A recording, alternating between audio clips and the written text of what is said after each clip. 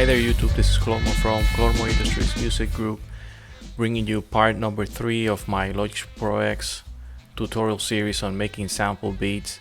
And today's topic is going to be time stretching audio with flex time. The purpose overall is going to be to show you the different options that you have when using flex time, and by the end of the tutorial you should be able to manipulate samples and change the timing of notes in a very simple manner to create new sounds, including more abstract and experimental sounds, but that's really up to you. So let's dive right into the logic portion, or as I like to call it, the show and tell. I have two tracks here. One is a drum break on track number 1, and then track number 2 I have a fully mixed song sample, right? So first of all, I know the tempo of both tracks, of both audio files and both tracks. So for track number 1, keep in mind that that's around 94 bpms, and for track number 2 that's around 68 beats per minute. So let's start with the concept of flex time. For example, for track number 1, this drum break here, what I really want to do, and I want to zoom in a little bit now that I've shown the overall project. For this guy here, for this drum break, what I want to do is use flex time to make the drum break conform to a new project tempo, which is 120 beats per minute. A note that I want to make here is that I would not start normally in my workflow to changing just the tempo to something else after I have found the tempo of an audio file. So I wouldn't be changing the tempo, the original tempo that I found, without locking the flex time first, but it's gonna come in handy to do it the way I'm doing it, to show you the very first thing that you can do with flex time and then go into the details of it.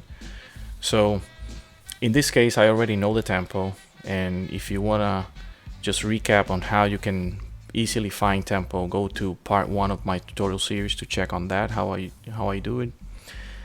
So I already know that this tempo of the drum break is approximately 94 bpms, and I know that is 1 bar as well. So one of the very first things that you can do with flex time, before I go into explaining all the details about it, is that when you show the flex here, you have both of your tracks, then you can enable the flex on them. So that's how they transform if you hide it and then you show it again. What you can do right out of the box is if you enable flex time for this track, I can just, you see that the cursor change to this flex. This just means the cursor being that way means that you have flex enabled for this audio region, and I can just simply drag it and make it 1 bar once again. So knowing the tempo and I already know the length of it, if I were to change the tempo without locking the flex time, there's no problem. You can do what I just did right here and then relock it to that 1 bar. Having said that, let's listen to that drum break real quick.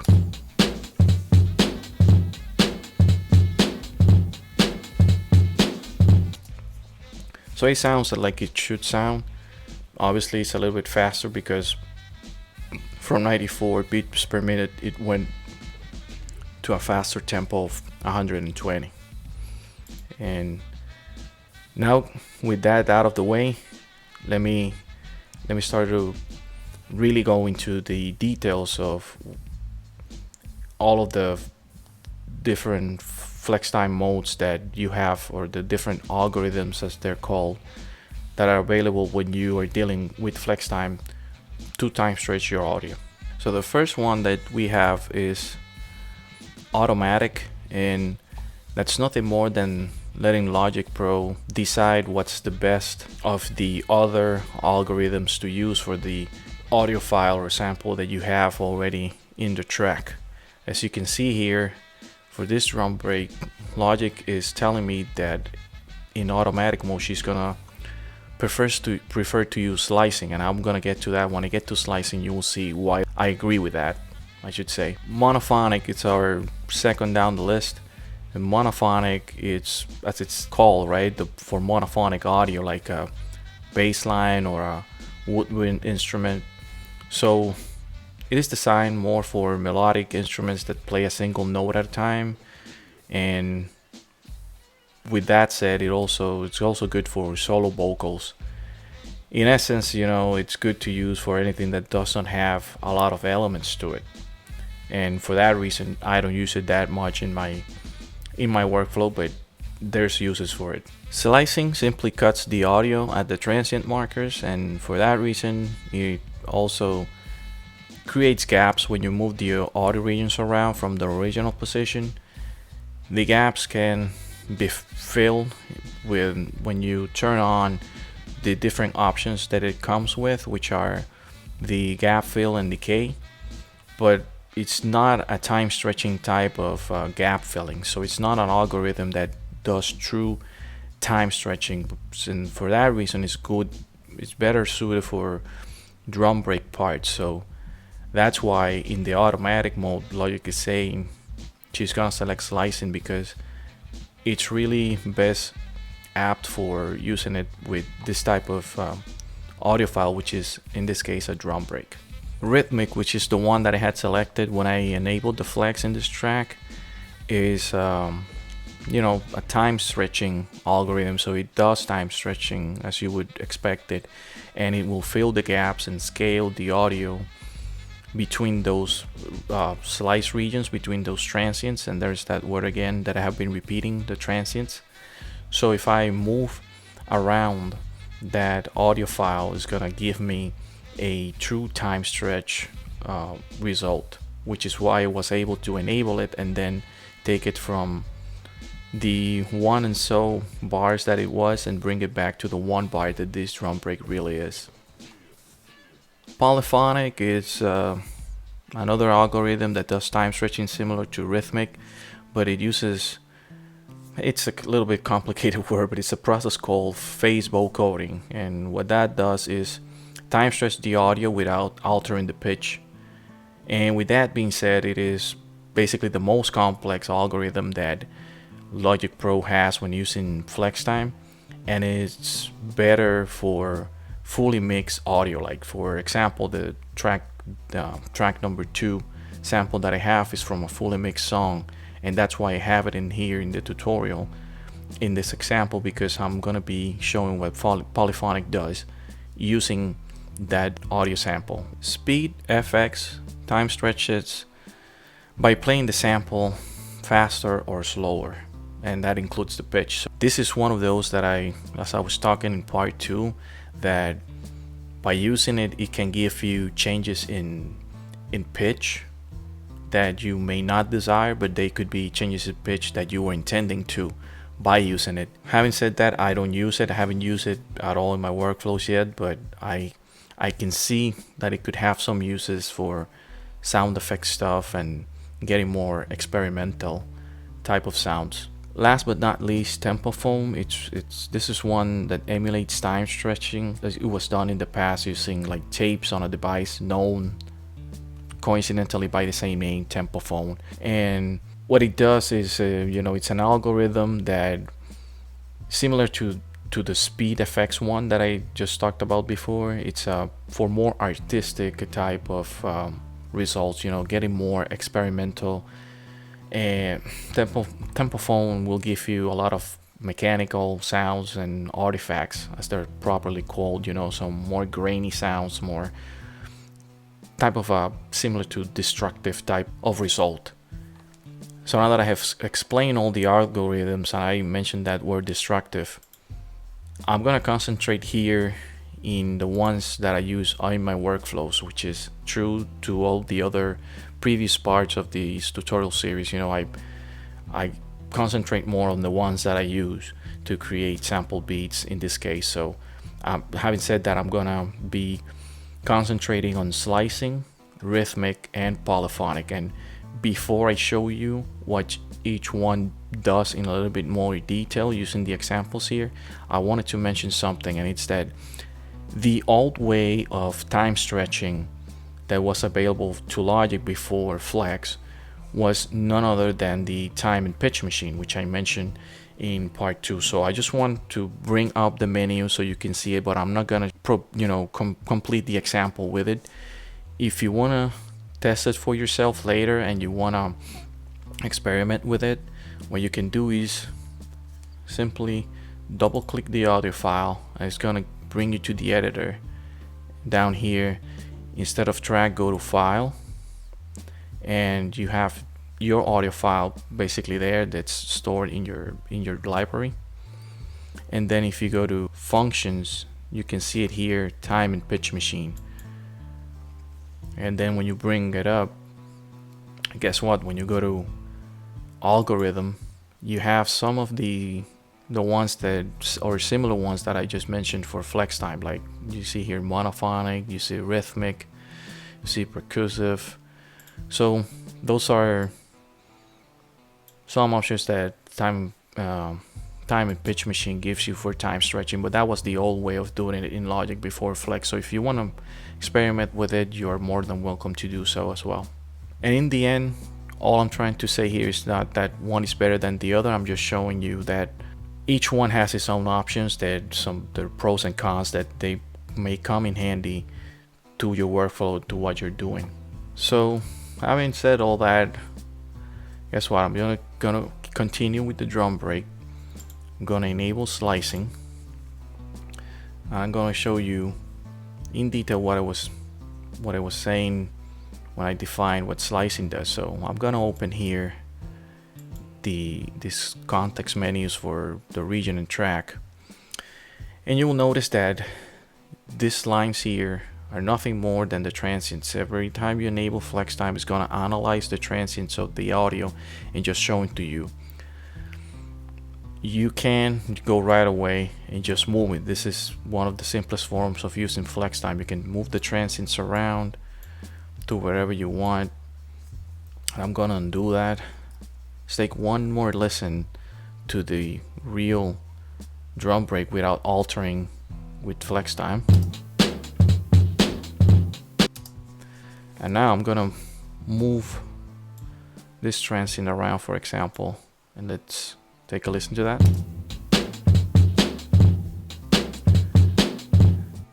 So I think you might be getting the idea. When I was saying slicing creates gaps, you notice here that there's this gap, right? There's no sound there just because I move that transient, and then everything else got like crushed to the right, and then the result is that it was trying to get through those sounds faster, obviously, because it will keep that one bar and this tempo here. So it's a few variables that are being in play here that are affected by just moving one transient marker.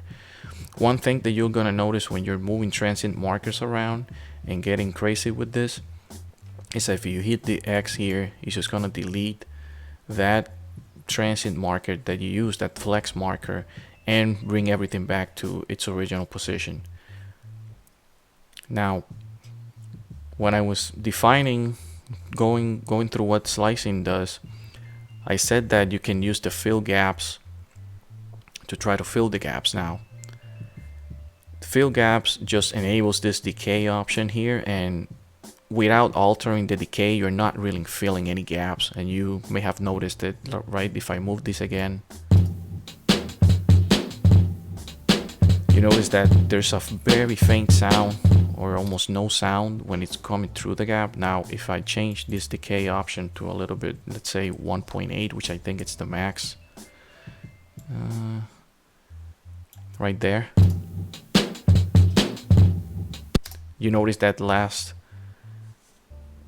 part of the sound kind of tried to fill that gap, but even then it's not really filling it up because it just treats it as its own slice, right? Every transient here, this is one audio region, this is another audio region, and so on and so forth. So in a way, it's similar to just chopping this file on its transients. If I were to chop this by its transients, I would just take this region here and move it around, everything else will stay where it's at, and it, I can do whatever I want with that other region. And you're gonna see some of that in part 4, so you can relate it to what I'm just saying right now and see how it works. Then this other option here is slice length. All that does is just either place it at 100%, place the whole slice, or it plays part of it. So let me take it down, way down.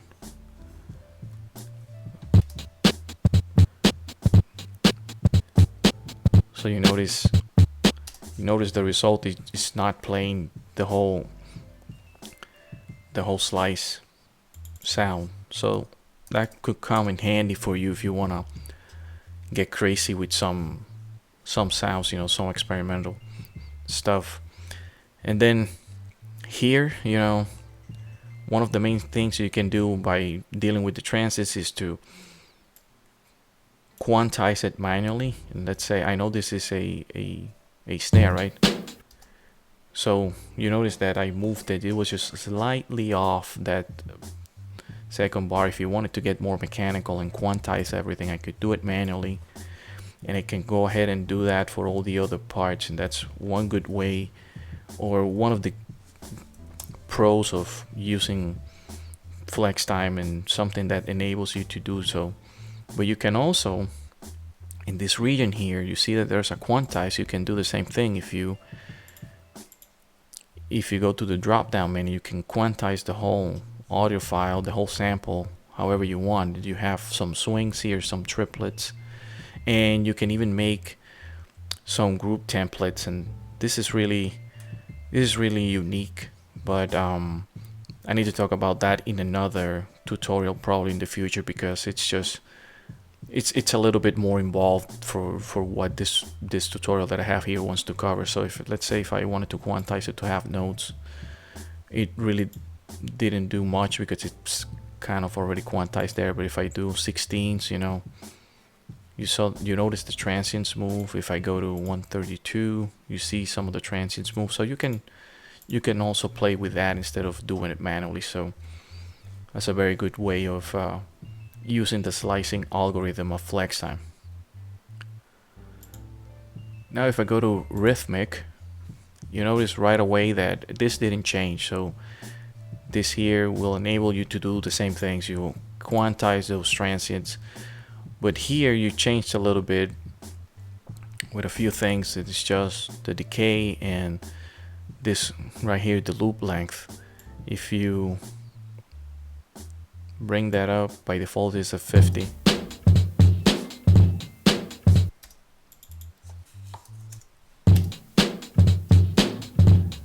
What does that mean? Well, that means that nothing's gonna happen because I haven't stretched this, or I haven't moved any of the transient markers at all. So that's not gonna have any effect on the overall. But if I were to move some of these transients, which is, you see what this is doing, this is scaling, this is filling the gap, so it's effectively stretching, doing the time stretching of that first kick sound. So let's listen to that.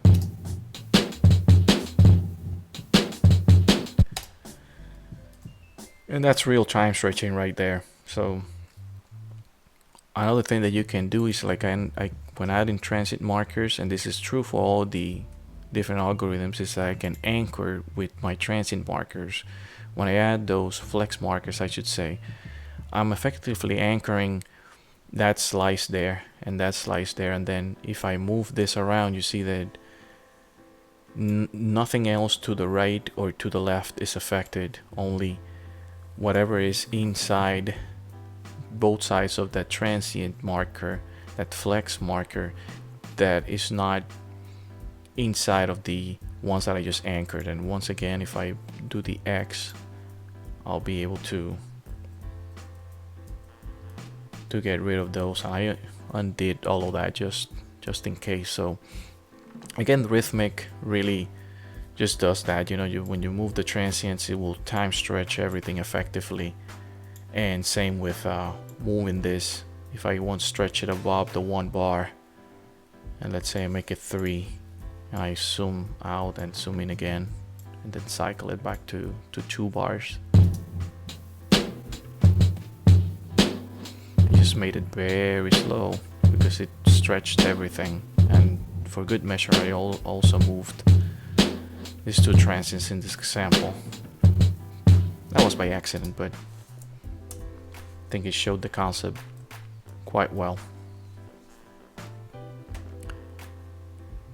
So that's slicing and rhythmic, and now we're gonna go to track number 2. So I'm gonna mute that, and I'm gonna undo that flex. I'm gonna cycle this guy here. Now unmute this. Alright, now we're gonna talk about polyphonic. So in this track, recapping, like I showed you earlier, this 68, around 68 beats per minute, but it's actually 2 bars. This guy is 2 bars. So when I put the flex time, if I take it back to 2 bars, now it's almost a double time. So let's take a listen to that.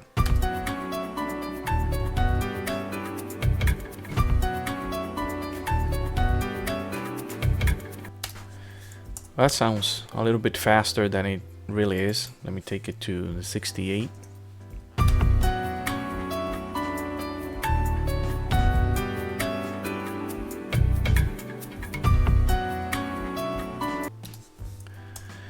And what does that mean? If you notice, when I went back to 68, since the flex is not enabled track 1, it just went out of its 1 bar measurement.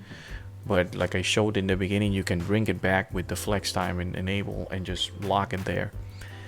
For this right here, for polyphonic, you notice that even though I changed the tempo to its original and then to 120, I didn't lose or didn't get any weird sounding effects or any changes in pitch, which is what polyphonic should do. And same as rhythmic, is a true time stretching algorithm, but it's better for this type of stuff, you know, fully mixed songs. And as you can see, found all of the transients there. And once again, I have the same options. I can manually quantize some of these areas to however I want, or use the quantize here on top, or you know, if I were to move that all the way over there, ooh, yeah, that's what I want to do. You notice that's so high speed that it just basically blasted through it. So you can see some of the things that the polyphonic algorithm lets you do. And last but not least, you know, I just want to double time it, make it 4 bars, but with the faster tempo, and let's see what that does.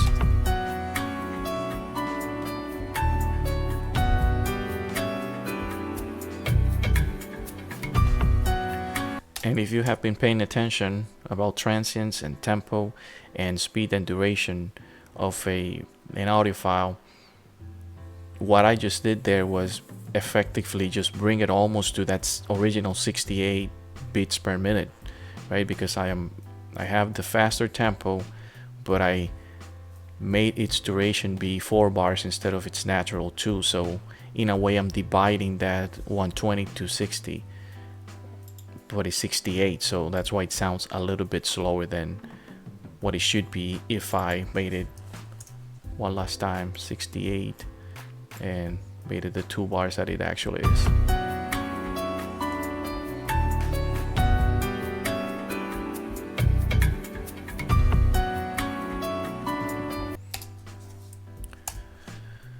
And that's really pretty much about it with some of the things that you can do with flex time to time stretch your samples. So to start closing this tutorial here, one note, you saw me here made an mention to transients a few times, so I ask you, do you understand this concept by now? And you know, if not, try to research it a bit. I may sound like a broken record at this point, but really what I'm trying to get at is that manipulating audio, it's tied a little bit to knowing how to work with transients, or at least having some crude understanding of what transients are and how they affect audio. Because all of this that I did here with this flex time and all these algorithms, let's say that I wanted to stretch this and make it like 20 bars, for example, at its original tempo, how do you think that's going to affect the audio file? It's just not, I don't want to say possible, because it is possible, but it's just going to sound completely different and crappy. Try to pay attention to that, try to understand it, so you set those soft limits that I spoke to about in part 2, right? And try to have an understanding of what the soft limits are, right? Don't get boxed up on them. Don't stop inventing or taking risks. But if something, the program is not letting you do something, or it just sounds way awful, it's because you just can't do it. Just try to rethink your strategy and then turn it down a little bit. So again, I'm not saying box yourself up and not take risk, but understand something like transients. It's good to understand a little bit. So with all that, I'll leave you for now. Make sure to, again, as my other videos, like, share, comment on this video. Let me know what else you want me to cover in the future in the comment section, please. Any ideas that you may have for Logic Pro stuff, please let me know in the comments. And I don't promise I will get to it right away, but I'll take the time to do it. I'll sit down, I will come up with something, make a tutorial. If I can help somebody out, that's a great pleasure for me, believe me. And don't be afraid to comment and ask for stuff, make some requests here and there. Make sure to subscribe to the channel to be the first to get the next tutorials that are in line for the sample series and other series that I have in mind. I have a few things in mind, but I need to start from the beginning, so I need to finish up this sample beat series and then go with the others. And last but not least, make sure to go to Facebook, Twitter, Instagram, SoundCloud, like and follow Clormo in all those. All my contact information is in the description, and if you want some free beats or want to check out some of the selection of beats that I have for sale in my personal webpage, go to www.clormoindustries.com. So make sure to check that out too. Have a great day, night, or weekend, or whatever you're doing at this time, whatever day you're in, and take care. Peace out, YouTube.